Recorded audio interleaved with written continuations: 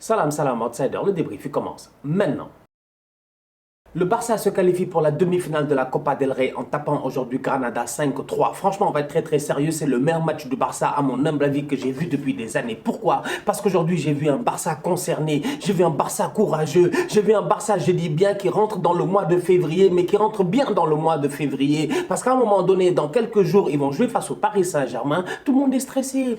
Tout le monde a peur, franchement, vous-même vous savez, les remontadas à gauche, les remontadas à droite, les accélérations de Mbappé et tout ça, les Catalans font déjà des cauchemars. Donc aujourd'hui, gagner face à Granada de cette manière-là, c'est rassurant. Franchement, c'est rassurant. Bien joué de la part des Catalans. Les 35 premières minutes du match sont peut-être les 35 minutes les plus abouties sous Ronald Koeman. Le Barça est venu aujourd'hui et le Barça a bien joué. Cependant, il faut prendre une chose en considération, c'est que cette équipe de Granada-là, c'est une équipe qui joue en contre. C'est une équipe qui joue en contre. Oui, c'est vrai qu'ils font partie du top 10 de la Liga. C'est vrai qu'ils sont bien classés depuis le début du championnat. C'est vrai que la saison passée, ils sont qualifiés pour la première fois de leur histoire, etc. en Europa League. Tout ça, on est d'accord. Mais à un moment donné, quand tu joues face à des blocs défensifs bas comme ceux de Granada, c'est difficile de créer des occasions. Et le Barça, en première mi-temps, durant les 35 premières minutes, des occasions, ils en ont créé, mais voilà, en pagaille. Franchement, en pagaille. C'est-à-dire, ils donnaient des occasions. Franchement, c'est incroyable. Combien de poteaux il y a eu dans ce match-là? Combien d'occasions, je dis bien, le gardien de Granada, le gars Aaron, là, il a arrêté. Mais aujourd'hui, sincèrement, on va être très sérieux. Le gardien, il a été sensationnel. Il a été sensationnel. Il y a des jours comme ça. Il y a des jours comme ça où tu n'y peux absolument rien. Le gars, il a décidé qu'aujourd'hui, il va faire un match à la Lev Yashin, à la Gianluigi Buffon, à la Iker Casillas dans le temps. Il a décidé que rien ne va passer Gandalf. Et aujourd'hui, sincèrement, le boy de Granada, Aaron, il a été excellent. Il a écœuré les Catalans. Franchement, j'étais là, j'étais choqué. Je me suis dit, mais attends, mais le ballon là va rentrer ou le ballon va pas rentrer? Ou le ballon refuse de rentrer ou c'est quoi ça en fait? Ils ont des Yahouya, des marabouts, mais comment ils font? Comment il fait? Le gars, tu frappes, si ça rentre pas, c'est le poteau. Franchement, si ça rentre, c'est-à-dire c'est incroyable. La défense de Granada, ils sont pas bons, ils passent leur temps à reculer. Je dis bien, ils passent leur temps à reculer. Les assauts des Catalans, elles sont là, elles sont présentes, elles sont constantes. Malheureusement, ils n'ont pas eu de chance. Cependant, franchement, à un moment donné, comme j'ai eu à dire en ce début de débrief là, on est rentré dans le mois de février et tu as vu au cours du match, petit à petit, des Catalans qui sont devenus solidaires. Une équipe qui est devenue solidaire. Et plus vous êtes solidaire sur le terrain, plus vous êtes courageux sur un terrain de foot. Et c'est passé à travers certains joueurs et j'ai envie de saluer d'abord Frenkie de Jong.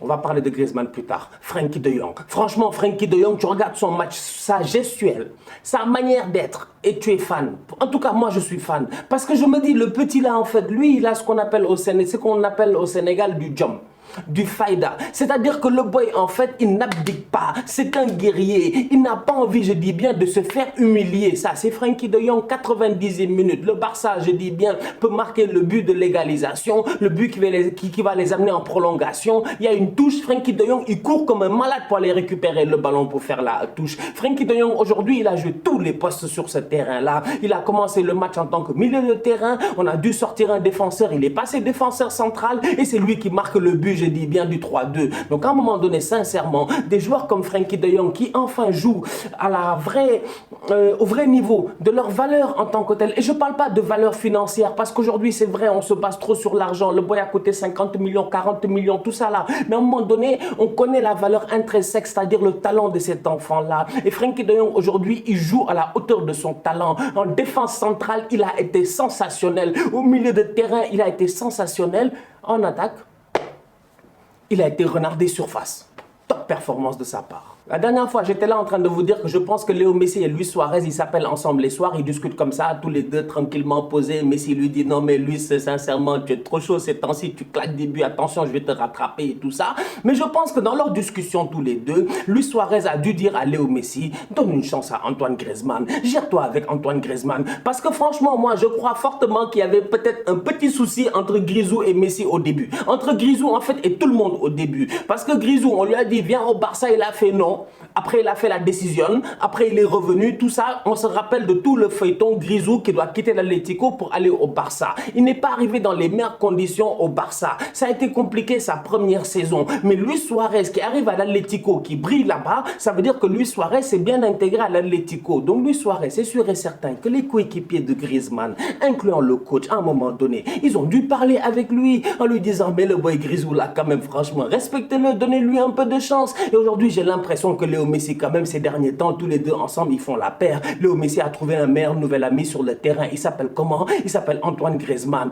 Griezmann sort top performance sur top performance. Et la performance qu'il a sortie aujourd'hui, elle a été sensationnelle. J'ai pas vu un match de Griezmann comme ça depuis l'Atlético. Il a été fort. C'est-à-dire que intelligent. Franchement intelligent. C'est-à-dire que le boy, il sait quand il faut drop back, il sait quand il faut redescendre sur le terrain. Tu sais pourquoi? Parce qu'il a envie de se faire oublier. 1, 2, 3, il est où dans la surface de réparation pour claquer ses buts? Griezmann, aujourd'hui, sincèrement, son mouvement a été magnifique. La tête qu'il a claquée, elle est sensationnelle. On parle même pas de la détente que le petit, il a eu pour venir claquer sa tête. Mais en plus de ça, il a le coup de chance, le coup de baraka pour permettre au Barça de revenir dans ce match-là. Franchement, aujourd'hui, Antoine Griezmann comme ça, ben j'espère que ça va continuer. J'espère que ça va perdurer. Parce que le Barça, c'est vrai qu'il galère. C'est vrai que le Barça galère défensivement. Mais à un moment donné, quand même, il y a assez de boys offensivement pour pouvoir, je dis bien, travailler avec Messi. Parce que Messi, c'est un autre monde. Aujourd'hui, Grisou fait un gros match, mais c'est parce que Messi fait un gros match.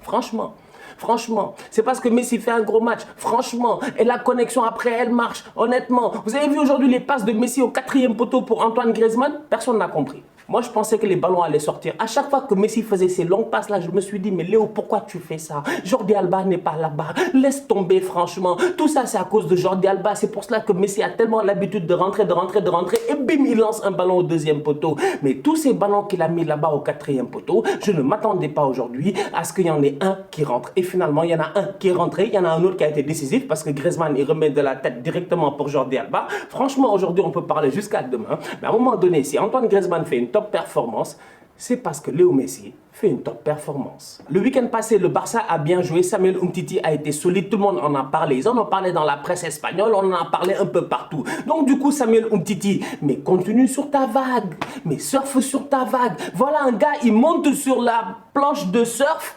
La vague est là. Il se met debout, il tombe. Mais Umtiti, quand même, reste debout un tout petit peu. Moi, je ne le comprends pas. Umtiti, mec. Il y a ballon sous pression.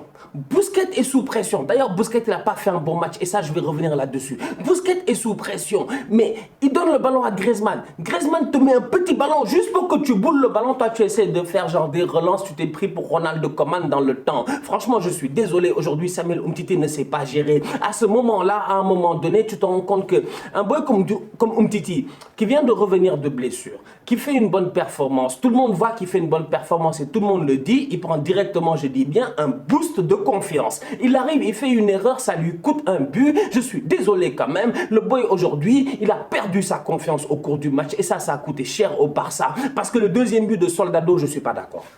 Franchement, je ne suis pas d'accord. Boy, tu as 27 ans.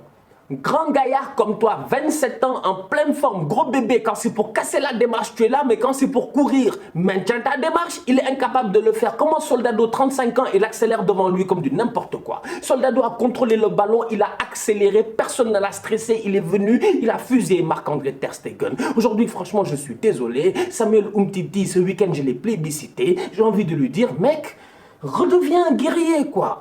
Boy, le Umtiti qu'on connaissait à Lyon, tout ça là, on savait que c'était un bandit, c'était un vrai guerrier, le Umtiti de la Coupe du Monde, il n'a peur de rien. Avant de rentrer sur le terrain, il fait un vite fait du parfum, il rentre, il fume tout le monde.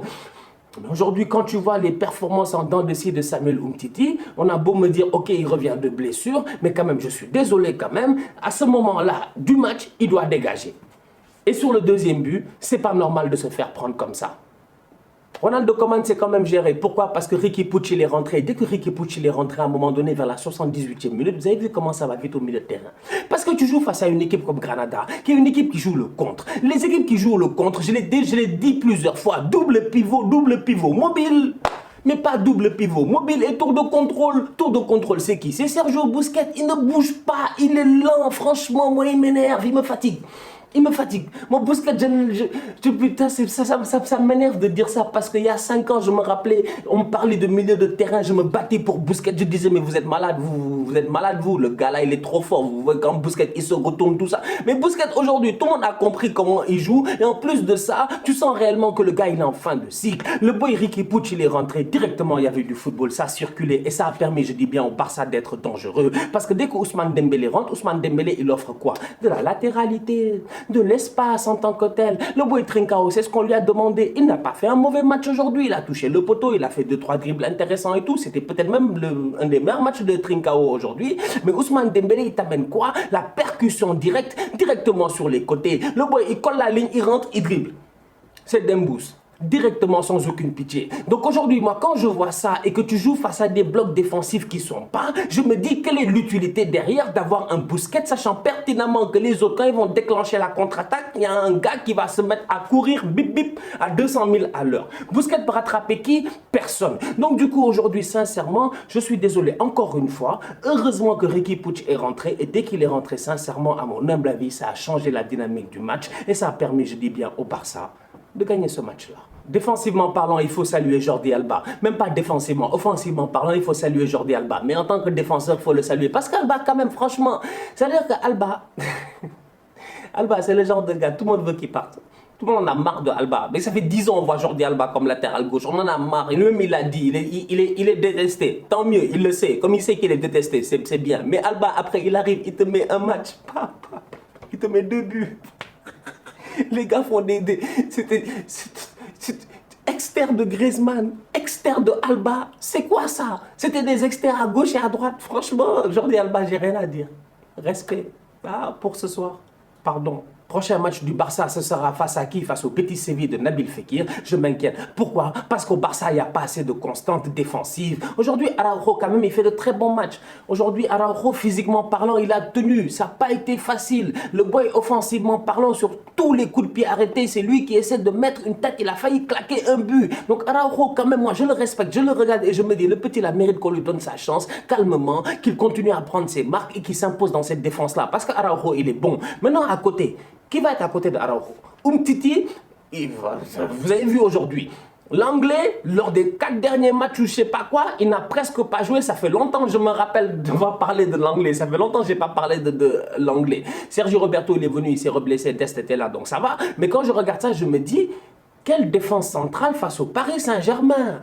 Mec, si Soldado fait des accélérations comme ça, vous connaissez Mbappé? Non, vous connaissez Kylian. Vous connaissez très bien Kylian. Vous savez que Kylian, lui, toute sa vie, c'est les accélérations. Kylian va passer son temps à courir derrière la défense du Barça. Aujourd'hui, sincèrement, je suis désolé. À part Araujo, tout autre gars que tu mets là-bas, ça me stresse. Même Mingueza, ça me stresse. C'est compliqué. La famille, on se capte très bientôt pour un nouveau débrief. D'ici là, continuez à liker, on continue à partager. On s'abonne, on s'abonne, on s'abonne. On est ensemble, on reste en santé. Tous outsiders.